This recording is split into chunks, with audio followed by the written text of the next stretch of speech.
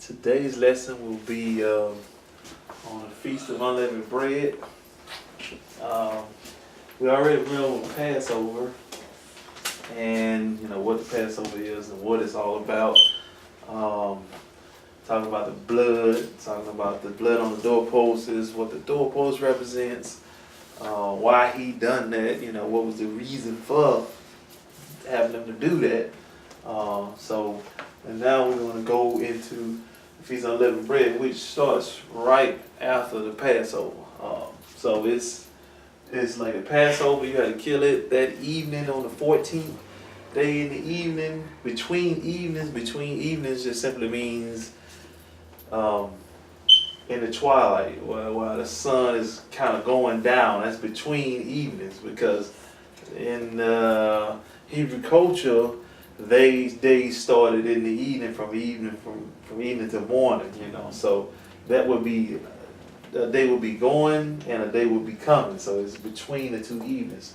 So the Feast of Unleavened Bread starts the evening of the 14th, which is the 15th, and it's kind of 14, 15. They so close together to that evening. That's why they call it between evenings. And the Feast of Unleavened Bread is, well, you already had to eat the Passover with unleavened bread. And then he commanded them, which we're going to go into the scriptures, but just a brief summary. He commanded them to have unleavened bread all that week. They were not supposed to have any leaven in their houses during the Feast of Unleavened Bread. The word feast simply means appointed times. That's not a feast like you going to have a feast like we have a cookout or something. It is an appointed time. That's what the word means. King James just translated it as feast, but it is the appointed times of unleavened bread. That's the way. That's the correct translation. What it should be, appointed times. Because when you put feast out there, people thinking we gonna be eating, we gonna have a good time, and it's not about that. It's about the appointment that the Most High made, and for us to join in on it, and let's kind of rehearse it over and over and over, because as we'll see later on in the study, that there will be a time where this will come into play. So we're going to start again at Leviticus, the 23rd chapter, 6th verse.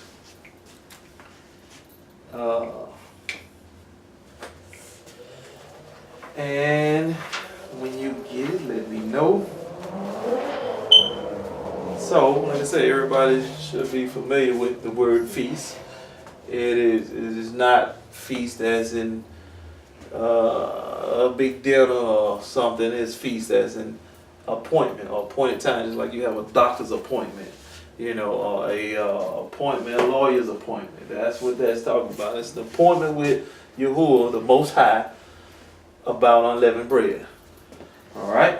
So it says in Leviticus 23 and verse 6, on the 15th day of the same month. This is after Passover. If you look at verse 5, you'll see that. The 15th day of the same month is the appointment, not feast, appointment of unleavened bread unto Yahuwah. 7 days you must eat unleavened bread.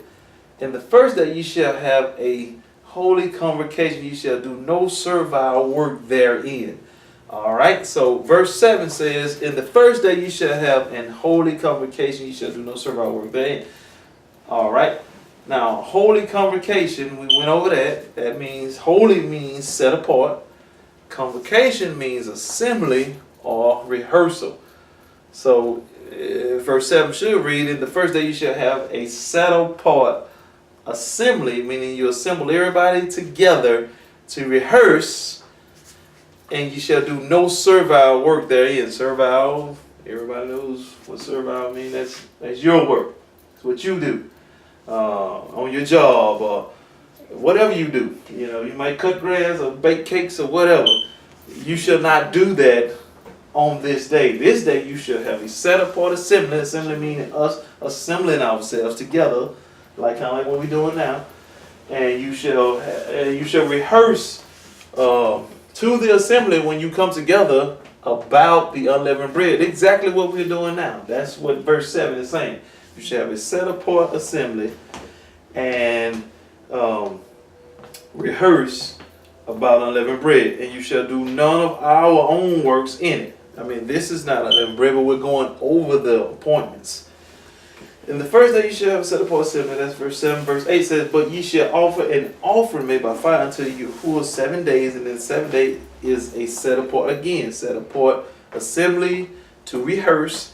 Ye shall do no servile work therein. And Yahuwah spake unto Moses, saying, speaking to the children of Israel, say unto them, and say unto them, when ye be come into the land which I give unto you, you shall reap the harvest. Okay, this is going in the first fruit. So we want to stop at verse 8, dealing with unleavened bread. All right, now we're going to go to Exodus, and I kind of got it all wrote down for you. Exodus 12th chapter.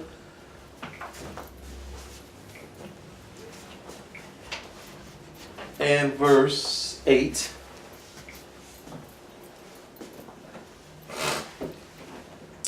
And Exodus picks up again right after Passover. So Passover is about, put the doorposts. And verse 8 picks up and says, and they shall eat the flesh in that night, roasted with fire. This is still dealing with Passover. How you doing there, Brother Shalom? Still dealing with Passover and unleavened bread. But you see now, and with bitter herb they shall eat it. So now Passover, as you'll see as we go on in the study, we're going to come to a point where we're going to explain some stuff in the new, what they call the New Testament, but it's actually a renewed covenant, or the New Testament, where the Messiah, they kind of got a little confused there. And it's understandable. But here it says that shall roast with fire and unleavened bread, and in bitter herbs they shall eat it. So here it's telling you that the Passover is to be eaten with unleavened bread also. So we see unleavened bread. This is kind of the start of the appointment of unleavened bread, or the feast of unleavened bread. Right here at Passover. So we have unleavened bread and Passover together. And it says, eat it not raw, nor salted with water. Now we're going to skip down, to the 14th verse. And this day shall be unto you for a memorial, and you shall keep it a appointment, not feast, to Yahuwah throughout your generation. You shall keep it a appointment by an ordinance forever, which means that we should do this as a memorial, like we do what's it called, 4th of July and all these different things as a memorial to celebrate something that supposedly happened. That's what the Independence Day is all about, and then you celebrate it every year as a memorial to commemorate what happened on the 4th of July when the United States was supposed to be free from Britain. So in here though, the Most High in verse 14 is saying that we are to, this day, this appointment of unleavened bread is to be a memorial. This day we're supposed to keep it and rehearse it over and over and over as a memorial. Set it up as a memorial. Just like I said, you use an example of the 4th of July and stuff like that.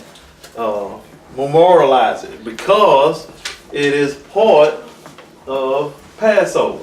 And for everybody, you can just pick up right here in Exodus. We're in the 14th verse. So this is what he's saying. He's saying, in this day ye shall be unto you for a memorial, and ye shall keep it a feast to Yahuwah throughout your generations. What day? The Passover and the feast, we call it a feast, but we know it's appointed time. So the Passover and the appointed times of unleavened bread are basically on our calendar the same day. So he's saying that you are to memorialize this day. When you eat the Passover, you have to eat the unleavened bread. Because, as I said, in the renewed covenant, or you call it the New Testament, he says, this is my body and this is my blood. All right, we're going to get to that, but right here is where it starts at. He says you are to memorialize this as an appointment. Throughout your generation, you shall keep it an appointment by an ordinance. And then verse 15 says, 7 days shall ye eat unleavened bread. even the first day you shall put away leaven out of your houses. For whosoever eateth leavened bread from the first day unto the 7th day, that soul shall be cut off from Yasharal or Israel. And in the first day there shall be a set apart, here it is again, set apart assembly or rehearsal or to rehearse. And in the 7th day there shall be a set apart assembly to you. No manner of work shall be done in them, save that which is every man must eat, that only may be done of you. And ye shall observe the appointment of unleavened bread, for in the selfsame day have I brought your armies out of the land of Mizraim or Egypt. Therefore shall ye observe this day in your generation by an ordinance forever. In the first month, on the 14th day of the month, ye shall eat unleavened bread until the 21st day of the month at evening. Meaning on the 14th day you should start, and on the 21st day you should stop. 7 days shall there be no leaven found in your houses. For whosoever eateth that which is leavened, even that soul shall be cut off from the congregation of Yasharal, whether he be a stranger born in the land. Go ahead. So we got to get everything out of our house. They got yeast in it. Oh yeah. At that point in time. And ye shall eat nothing leavened in all your habitations. Ye shall eat unleavened bread. Then Musha called for all the elders of Yasharal and said unto them, draw out and take your lamb according to your family and kill the Passover. All right. So now, again, we see in Exodus where the Passover was to be killed on the 14th day, that evening. The evening, again, ends a day and starts a day. All right, so that evening, that's why I said between the evenings, because the evening of the 14th is ending the 14th, and the evening of the 14th or the 15th is beginning the 15th. So it's between 2 days in the Hebrew calendar. That's between evenings. All right, so that's what we're supposed to be doing in the Feast of Unleavened Bread. We're supposed to be getting all leaven out of our houses. Whatever is leaven, you got it in toothpaste, you got it in all sorts of different things. You're supposed to be checking to get it out of your house. It's symbolic for some. We're going to get to that, but just on the natural, the natural part of it, because again, the Hebrews were concrete people. That means that they didn't just float around with ideas. It was they could physically touch, see, do what the Most High was telling them to do. It was always something physical with something spiritual. It was never just spiritual. That's more Greek thinking, mythology, Greek mythology, where it's just everything spiritual. You can't see it, you can't touch it. You just supposed to just believe it and know it's there. But Hebrews, they didn't think like that. The Most High dealt with them on a spiritual and a human level. Meaning he would show them things that dealt with spiritual from a natural standpoint. He would use something that they could see, touch, smell to bring out a spiritual point. And that's what this is doing. He's having them to do, and he dealt with them always like that. That's how he always dealt with them. It was always spiritually and natural. To get the leaven out, the unleavened bread, the appointment of unleavened bread was to what? Get the leaven out. All right, so they had to go through their houses, search their whole house, find everything that was leavened, take it out. And most people who were really sincere about this would stop probably buying leaven a month or two ahead of time, so it wouldn't be hard enough to throw out. You start buying unleavened products about a month in advance, so you wouldn't have that much to throw out. Unleavened bread, start making, you would stop doing leaven and start doing unleavened, because you knew that the appointed times were coming, they were near. All right, so it wouldn't be as hard to go through your house, because once you get serious about it, you would automatically about this time, because the Feast of Unleavened Bread is somewhere next month, you would start taking the leaven out. You would start searching your house and getting it out. So that's what they did. We all Deuteronomy 16.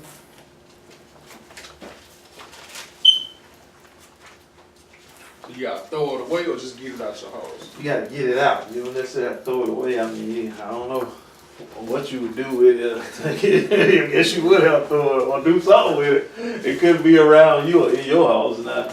And if we were really in the land, we wouldn't be able to take it to nobody else's house because everybody supposed to be observing the appointed times. So, I don't know. I guess in that time when we do fully start obeying the appointments, then we would probably have to throw it out. But that's what I'm saying. You would just stop around now.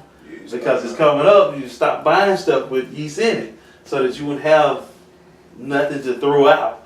You wouldn't have a lot of waste because you just stop now and slow down on it and start, or else eat it or whatever, get rid of it, so that around the new moon of next month, when the 14th day comes around and the 15th day of unleavened bread, you wouldn't really have that much leaven.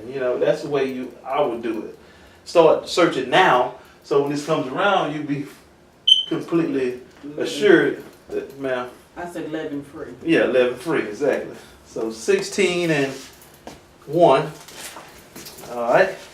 This is observe the month of Abib to keep the Passover unto Yahuwah thy Elohim. For in the month of Abib, Yahuwah thy Elohim brought thee forth out of Egypt or Mizraim by night. Thou shalt therefore sacrifice the Passover to Yahuwah thy Elohim of the flock and the herd in the place which Yahuwah shall choose to place his name there. Thou shalt eat no leavened bread, and in 7 days shalt thou eat unleavened bread therein, even the bread of affliction. For thou camest forth out of the land of Mizraim in haste, or Egypt, that thou mayest remember the day when thou camest forth out of the land of Egypt all the days of thy life. So he wants you to remember from the time they came out. He wants them to do this so that you just come on in. He wants them to do this so that they will remember this. And the generation will remember this all the days of their life. And there shall be no leavened bread seen with thee in all thy coasts 7 days, neither shall there anything of the flesh which thou sacrificed the first day of eating remain all night until the morning. This is why the Mashiach had to be, or the Messiah had to be taken off of the cross. This is why the Mashiach had to be taken off the cross. How you doing there, brother? Before that night, because nothing was to remain on there until the morning. Thou mayest not sacrifice the Passover within any of thy gates, which Yahuwah thy Elohim giveth thee.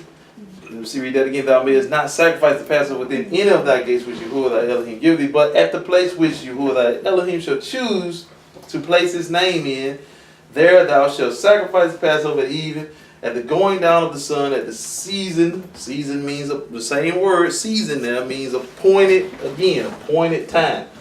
Or season, appointed time, means the same thing.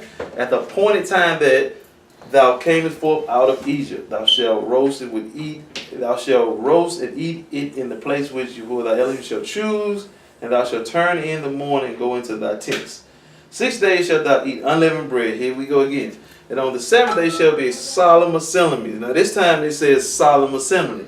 And the other ones they would call it a holy convocation. So we see that this does mean assembly. So that's what it is. A solemn means set apart, or assembly means convocation. Or see, they just switched the words around. I'm just trying to show the reason why I read it so I can show that holy convocation does mean solemn assembly. Same thing, or set apart assembly. All right, so verse 8, thou shalt do no work there. In 7 days shalt thou number unto thee, begin to the number of 7 weeks, for such time as thou begins to put the sickle to the corn. All right, that's dealing with the next one. All right, so we see from Scripture, from Exodus, from Leviticus, from Deuteronomy, we see the feast or the appointment of unleavened bread. And all of the Torah, that's the Torah. The Torah is a consistency of Genesis, Exodus, Leviticus, and Deuteronomy. That's what they mean when they say Torah. That's the Torah. We see this in all of the Torah. The Feast of Unleavened Bread and the Passover. So, what's unleavened bread about? What's it really about? We know that he said to take the leaven out of your houses. We know that. But that's symbolic for something. That means something. Why is he having us take leaven out? So leaven represents, we know, sin. So he's telling us to take the leaven out in a natural sense, so that in a spiritual sense or a symbolic sense, to take the sin out. The thing that makes you what? Puff up. Make you feel prideful. Puff up, you know. You need to take that out of the unleavened bread. It means to take the leaven out. What is leaven? Anybody know what leaven is? Yeast. Yeast, okay. Yeast. I need them to calm down a little bit. You know. But the leaven is it yeast? Huh? Well, it's yeast. It like. I'm sorry, what was the question? What is leaven? What is leaven? Oh, Leaven is something to make the bread rises kind of faster. Mm. Bake it in. Yeah. Like, Something you said yeast. it also make like it fill you Uh-huh. up. Like anything that leaven is in, it make you like MSG. Mm. MSG is leaven. Like it make you get full faster. So does anybody know what leaven does? swell you up. Huh? Swell you up. It swells you up. Yeah, that's true. Anybody else? Huh? It rises. Yeah. Yeah, it makes it rise. But how? Does anybody know how this works? Anybody know how this works? Heat. Huh? The heat. Heat. Yeah. Anybody else? Anything else? Huh? So leaven, yeast works. Yeast is what makes leavened bread, right? That's what makes the bread rise. What yeast is a bacteria that they insert into the bread. And that bacteria, fungus, it awakes and it begins to eat the sugar in the bread, right? The protein or whatever in the bread. So it's literally killing the bread. That's what yeast is doing. It kills the bread. And the reason why the bread, that's fine. And the reason why the bread rises is because it's dying. Just like when you run over an animal. What happens to it? Swirl up. It starts to swell up. So now we starting to see why the Mashiach is using bread to describe something. The bread starts to, once the yeast start to kill it, it starts to swell up. That's what makes it rise. That's the rising process. It's not just an agent to make it rise. The yeast goes in and it literally kills the nutrients in the bread so that it may survive. And the way it survives is to kill something else.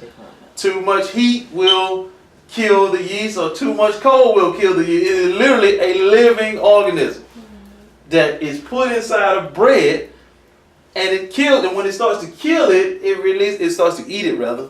It releases, because it needs to eat, it needs to feed. The yeast does. It's alive. It needs to feed in order for it to stay alive. So it feeds on the bread, and then it releases toxins or carbon dioxide that causes the bread to expand. That's what makes it expand. But it's the death of the bread, really, the process of the bread, which is what's going on here.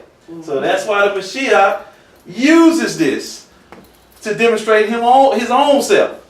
So bread without yeast is called unleavened. That means that the nutrients stay there. That means that the bread is in its normal state and it doesn't have any additive. It's pure, and that's why it's flat, because it's not dying. There's nothing shot in there to make it rise. We so used to eating bread that's like loaves of bread that we buy from the store and all this stuff. We so used to eating it, and it tastes so good to us. But the actuality, the yeast is in there killing the bread, the nutrients in it, and the sugar and everything. Turning it into carbon dioxide, and the carbon dioxide is caught by the gluten in the bread. You know, they do a little study on it. And that's what rises in the gluten in the bread, catches the carbon dioxide. So it can't come all the way out of the bread, so it stays in there. It rises, stays there. That's what leavened bread is. Now the Mashiach tells us to have an appointment of unleavened bread, describing himself. Because if leaven stands for sin, then that means that when sin enters into us, what does it do? It's killing us. It starts to kill us. Puffs us up, expands us. Not in the sense, see, if you don't really dig into unleavened bread, you think puffed up, he's just talking about my mind puffed up. No, literally, it's killing you. This is why he uses unleavened bread to illustrate. Again, when we first started, said he uses a natural to show a spiritual. This is, and he doesn't use anything. He uses exactly what he's going to do spiritually. He uses exactly the thing in the natural, which is unleavened bread. The exact same thing happens. When sin enters into our body, it starts to kill us. When we sin, it's killing us. Whether it's, in the transgression of the Most High's commandments, it says the wages of it, or the payment for transgression, is death. He said the wages of sin is death. So the payment for disobeying the commandments is you die. That's what the Passover is for. So that animal dies instead of you. All right. So now, unleavened bread, he tells us to get the sin out, so that you may be unleavened. You won't puff. You won't die. You won't puff up. You won't. That's what sin does. It gets in you and it begins to kill you. It says when sin is conceived, it brings forth what? Death. That's what the scriptures say. For the sake of time, I'm just going to quote them. But sin brings forth death. So we know now, we start to see what the Feast of Unleavened Bread is all about. And he says to do this 7 days, starting with the Passover. He wants us to Passover is, you Passover, you kill a lamb and you do the blood and put it on the doorpost. That's the Passover. You've seen the movie of Moses and Ten Commandments, That's the Passover. And he says to eat it with unleavened bread. Now, 7 days we're to do this. Why 7 days? He says we want you to do this all that week. That's 7 days that week. After Passover, that whole week, I want you to just go through your houses. Should do it at the first beginning, but constantly looking to get leaven out or sin out. Now, natural houses, what's this? What's the spiritual house? Your body. Your body. He's showing us a spiritual illustration from a natural point.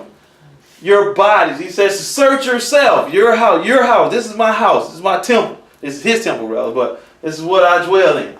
Search it and make sure there is no sin in there. Make sure that there is nothing in there that will kill you, that will enter in something that's pure, kill you, and you be dead or whatever without the Most High, because that's what sin truly is: death without the Most High, or living without the Most High. And if you're transgressing the commandments, then you're living without the Most High, because the Most High says that we ought to keep his commandments. And so unleavened bread, 7 days. What is 7 days? What is this representing? Now we're going to have to cut back into the Passover to see the spiritual aspect of this. Did it come out right? Can I see it? That's normal completion. Normal completion. We see that completed in the first 7 days it took to create this earth. So that is completion. He says to 7 days. So we know now that the Passover is an illustration of what? From last week's study. Completely removing sin.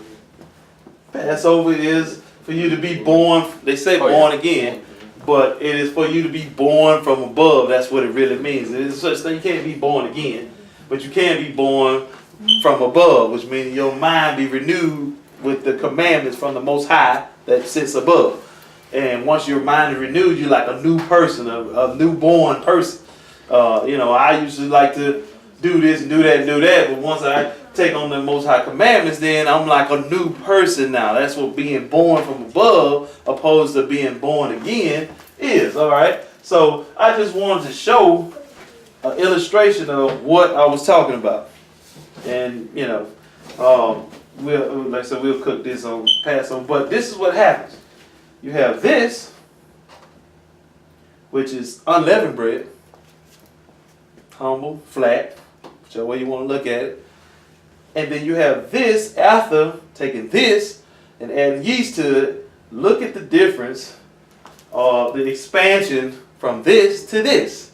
This is what sin does to you. It puffs you up two ways. One, it kills you, and two, it takes your mind and puffs you, makes you proudful. So your mind goes from this to this, and however long it may take, but this is the difference. This is why he says to take this out. This represents sin. And this is what it'll do to your mind. You go from thinking humble or keeping the Most High commandments. Well, it says to keep your eye single, focus on one thing, and that's the commandments, to puffed up, thinking that, I'm going to make it in this world. I'm going to do things that make me feel good here. When we're supposed to be striving to get somewhere else. So this is unleavened bread, and then I want you to notice too, if we're not gonna eat this, so you can just pass it around if you want to. It didn't come out as well because we were rushing, but we'll have another one. You can see some of it, but it automatically does that right there. It's pierced automatically. You see it piercing in it. We didn't do that with a fork. It automatically, huh? Oh, sure she did it, but it automatically pierces itself, and if it would have came out right, it automatically has stripes. Why? Because the gluten in it, that's what it do. When you mix water with flour, it produces gluten, and gluten turns into stripes and piercings. So it automatically does this on its own, which represents what? By stripes. By his stripes. He said, this bread is my body. This is what they were looking at, unleavened bread with the piercing. This bread is my body. That it also has piercing, like I said, on it automatically. You don't have to draw lines in it. It comes out like that when you do it right. And it automatically has stripes on it. So it represented the Mashiach completely. He was pierced and he was beaten for our transgression. And he uses this bread, unleavened bread, that naturally comes out like this when you mix water and flour together, to illustrate his body, when it will be pierced and when it will be beaten. That's the point of the Feast of Unleavened Bread, to get the sin out and thank you, bro, and to show how his body would be, not in the New Testament. Remember, this is in the Old, or you call it Old, but this is in the Covenant. So the Mashiach, the illustration of his body was shown in the Covenant or the Old Testament. It didn't start in the New Testament. This started here. This is Leviticus, Exodus, and Deuteronomy. Not Matthew, Mark, Luke, and John. This starts here. So we see that the Mashiach was showing Musha them how he would be pierced and how he would be striped or